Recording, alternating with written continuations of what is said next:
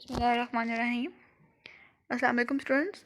आज हमने cost of goods sold statement का क्वेश्चन नंबर 2 करना है। Following the data pertain to operation of Al Gani garments factory for the month of March 20। Material दिया हुआ है यहाँ पे इन्होंने 19,500 और एंडिंग मटेरियल दे दिया हुआ है। इसमें से वर्क इन प्रोसेस है, फिनिश्ड गुड्स है। अब सेल्स दे दी हुई हैं साथ हमें, ठीक है। सेल्स ऑफ द मंथ हमें दे दिया हुआ है 5,25,000। परचेजेज है हमारे पास 1,15,000। परचेज रिटर्न एंड अलाउंसेस हमारे पास हैं 3,000। अब यहाँ पे डायरेक्ट लेबर दे दिया हुआ है हमें 85,000, ठीक है, सॉरी 8,500।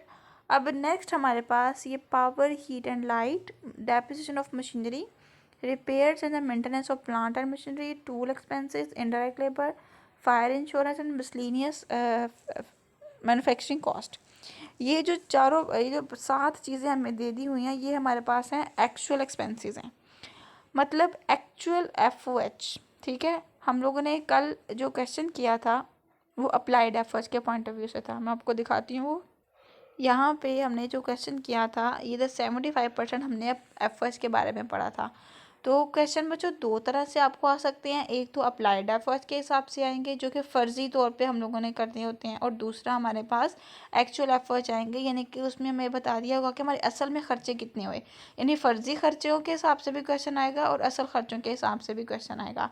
तो हमने जो अगला क्वेश्चन करना है वो असल जितने भी एक्सपेंसिस हुए हैं फैक्ट्री के, उसके हिसाब से हमारे पास क्वेश्चन है, ठीक है। ये जितने भी पावर हीट एंड लाइट से लेके मसलिनियस फैक्ट्री मैन्युफैक्चरिंग कॉस्ट तक जितने भी एक्सपेंसेस हैं ये सारे एक्चुअल एफर्ट्स हैं। अब आप लोगों को यहाँ पे ये कन्फ्यूजन होगी कि हमें जो है वो कैसे पता चलेगा कि ये हमारे एक्चुअल एफर्ट्स हैं। तो बच्चों आप लोगों ने याद रखनी है कि जितने भी लफ्ज़ हैं ये फैक्ट्री से रिलेटेड है। मशीनरी फैक्ट्री में यूज़ होती है, रिपेयर एंड मेंटेनेंस फैक्ट्री में होता है, टूल्स यानी औजार फैक्ट्री में यूज़ होते हैं, डायरेक्ट लेबर है और दूसरी इनडायरेक्ट लेबर है, वो हमारी एफर्ट्स होती है। फायर इंश्योरेंस आपको पता है कि वो भी फैक्ट्री में यानी कि फैक्ट्री के जो है वो इंश्योरेंस के पॉइंट ऑफ व्यू से, क्योंकि आग फैक्ट्री वगैरह में ही लग सकती है। और मिसलेनियस मैन्युफैक्चरिंग कॉस्ट यानी कि ये सारी पावर हीट एंड लाइट और ये डेप्रिसिएशन वगैरह फैक्ट्री से रिलेटेड होती है। तो हमारे पास ये सारे एक्सपेंसेस फैक्ट्री ओवरहेड ही कहलाएंगे, जिनको एक्चुअल एफर्ट्स कहा जाएगा। उसके बाद दे दिया उन्होंने other expenses of for the month 10% sales दे दी हुई है और 5% हमारे पास एडमिन एक्सपेंसेस हैं। अब यहाँ पे हमारे पास जो है वो 2 चीज़ें हमने बनानी है। एक तो हमने बनानी है prepare income statement and secondly हमने बनानी है cost of goods manufacture and sold statement for the month. अब इनकम स्टेटमेंट क्या होती है ये बच्चों आप लोगों ने फाइनल अकाउंट के हिसाब से जो प्रॉफिट एंड लॉस अकाउंट पढ़ते रहे हो उसमें हम लोग अपना नेट प्रॉफिट मालूम करते रहे हैं। इस तरह से इनकम स्टेटमेंट के अंदर भी हमने नेट प्रॉफिट मालूम करना है, वो हम बाद में करेंगे, ठीक है। फ़िलहाल हम पहले कॉस्ट ऑफ गुड्स सोल्ड को देखें। उसके मुताबिक क्वेश्चन निकाल के पहले CGS निकलेगा, CGS के आंसर से इनकम स्टेटमेंट निकलेगी। जैसे आप लोग फाइनल अकाउंट पढ़ते रहे हो उसमें पहले ट्रेडिंग अकाउंट बनाते रहे हो, तो ट्रेडिंग अकाउंट में आपके पास ग्रॉस प्रॉफिट आता था, तो ग्रॉस प्रॉफिट के आंसर से आप जो है वो प्रॉफिट एंड लॉस अकाउंट बनाते रहे हो, और उसमें ग्रॉस एंड प्रॉफिट के आंसर को जो हमारे पास ग्रॉस प्रॉफिट आता है उस आंसर को आप लोग अपने प्रॉफिट एंड लॉस अकाउंट में लिखते रहे हो। तो इसलिए हमें सबसे पहले CGS बनाना है, cost of goods sold statement बनानी है।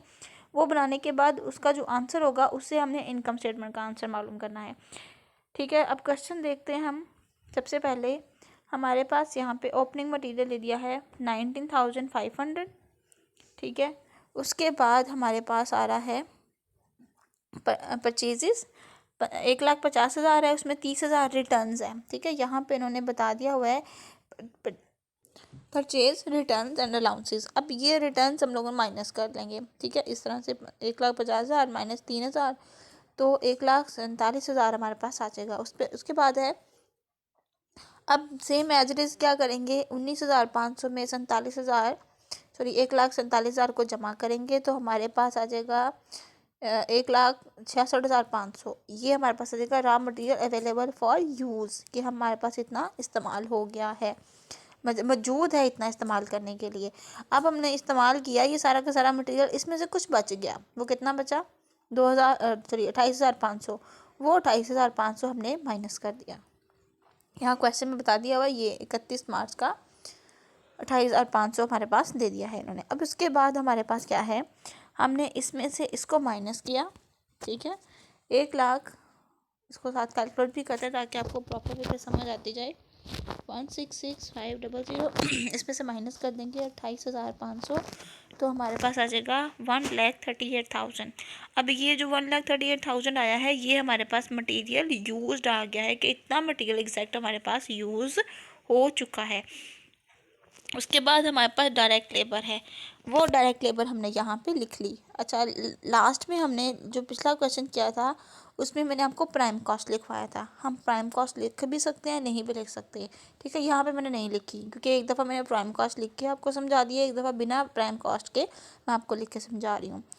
क्वेश्चन मैं पिछला आपको दिखाती हूँ। यहाँ पर ये देखिए, डायरेक्ट लेबर और डायरेक्ट मटेरियल को जमा करने के बाद मैंने प्राइम कॉस्ट को लिखा था। अब इस दफ़ा मैं वो नहीं लिख रही क्योंकि ना भी लिखें तो हमारे पास आंसर गलत नहीं होगा। अब हमारे पास देखें, जैसे यहाँ पे हमने क्वेश्चन किया था ऐड FOH अप्लाइड, ठीक है, अप्लाइड FOH किया था तो वो वैल्यू हमने लिखी। तो मटेरियल, लेबर और FOH तीनों को जमा किया तो टोटल मैन्युफैक्चरिंग कॉस्ट आ गई। यहाँ पे अप्लाइड थे तो अप्लाइड लिख के कर लिया। अब यहाँ पे हमें एक्चुअल दे दिए हुए हैं, एक्चुअल में पावर, हीट एंड लाइट आ गया, ठीक है। उसके बाद प्लांट मशीनरी आ गई है, मशीनरी रिपेयर एंड मेंटेनेंस आ गया है, टूल एक्सपेंसेस आ गए हैं, इनडायरेक्ट लेबर आ गई है, फायर इंश्योरेंस है और मिसलेनियस फैक्ट्री कॉस्ट है, ठीक है। अब इन सब को हमने जमा कर लेना है, इन सब को जमा कर लेते हैं, देखते हैं क्या वैल्यू आती है हमारे पास। 96,000 प्लस 49 प्लस 9,000 प्लस 4,600 प्लस 900, तो 900 है, प्लस 500 प्लस 7, तो मेरे पास 30,200 आ गया। अब ये जितना भी टोटल हमारे पास खर्चा आया इसको हम नाम दे देंगे, यहाँ पे इधर मैंने जमा किया, ठीक है। 30,200 हमारे पास टोटल मैन्युफैक्चरिंग या फैक्ट्री ओवरहेड कॉस्ट, ठीक है, टोटल हमारे पास फैक्ट्री कॉस्ट इतनी आ गई। अब ये मटेरियल, ठीक है, यहाँ पे ये मटेरियल है, फिर 8,500 हमारे पास लेबर है और 30,200 हमारे पास फैक्ट्री ओवरहेड है। इन तीनों को हमने प्लस करना है। इन तीनों को जब हमने प्लस किया, टोटल या करंट, यानी कि यहाँ पे मैंने दोनों में स्लैश डाल के लिख दिया है। हम टोटल मैन्युफैक्चरिंग कॉस्ट भी लिख सकते हैं या करंट मैन्युफैक्चरिंग कॉस्ट भी लिख सकते हैं। अब हम यहाँ पे इन तीनों को जमा कर लेते हैं। ये हमारे पास फैक्ट्री कॉस्ट आ गई, इसमें प्लस कर लिया 8,500 लेबर और मटेरियल प्लस कर लिया, तो हमारे पास आ गया 1,76,700, वो हमने यहाँ पे लिख लिया। अब इसमें क्या करना है, हमने 1,800 हमारे पास आ जाएगा work in process opening, work in process opening 1,800 दोनों को जमा किया तो हमारे पास आ जाएगा 4700, ठीक है। ये हमारे पास आ जाएगी cost of goods available for manufacturing, इसको नाम दे देंगे। उसके बाद देंगे लेस वर्क इन प्रोसेस, और sorry work in process ending, work in process ending हमारे पास आ जाएगा 24,000, माइनस किया तो हमारे पास वैल्यू आ जाएगी 1,70,700। ये हमारे पास कॉस्ट ऑफ गुड्स मैन्युफैक्चर्ड आ गया है, ठीक है। इस तरह से यानी कि कॉस्ट ऑफ गुड्स मैन्युफैक्चर्ड भी मालूम करने के लिए दिया था, तो उसके मुताबिक हमारे पास आंसर आ गया 71,70,700। उसके बाद हमने क्या करना है, जब हमारे पास कॉस्ट ऑफ गुड्स मैन्युफैक्चर्ड आ जाएगा उसमें हम लोगों ने फिनिश गुड्स हमारे पास जो है ओपनिंग जमा कर लेंगे। हमारे पास फिनिश गुड्स ओपनिंग कितनी है,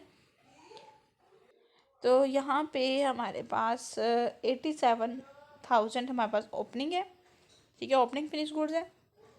वो हमारे पास कितनी, वो हमने यहाँ पे लिख ली, ठीक हो गया। प्लस करने के बाद हमारे पास 2,57,700 वैल्यू आ गई, ठीक है, किसकी, इसको नाम दे देंगे cost of goods available for sale का। अब इसमें एंडिंग फिनिश गुड्स जो है वो माइनस करेंगे, यानी 84,000 इसमें से माइनस कर देंगे। तो माइनस करने से हमारे पास आ जाएगा 1,73,700। बच्चों बुक में आपके जो आंसर है वो दिया हुआ है 2,23,700। तो बच्चों यहाँ पे ये आंसर गलत है, 50,000 का यहाँ पे गैप आ रहा है।